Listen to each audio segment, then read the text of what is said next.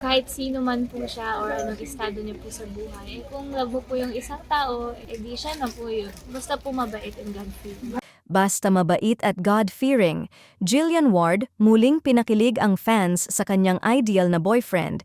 Netizens inihambing agad kay Eman Bacosa. Muling umingay ang social media matapos magbigay ng pahayag si Jillian Ward tungkol sa uri ng lalaking gusto niyang maging boyfriend.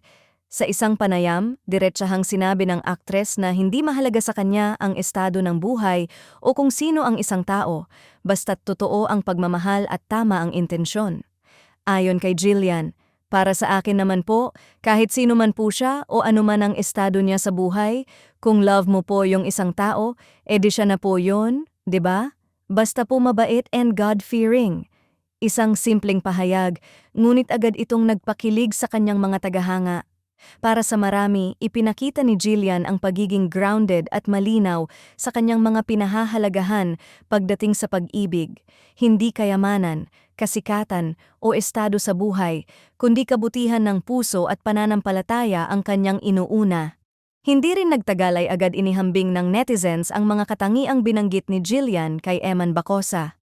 Ayon sa fans, tugmang-tugma raw ang description sa personalidad ni Eman na kilala bilang simple, mabait, at hayagang nagpapakita ng pagiging God-fearing, lalo na sa kanyang mga panayam at social media posts. Parang si Eman ang dinedescribe niya, komento ng isang netizen. Simple lang pero may values, dagdag pa ng isa.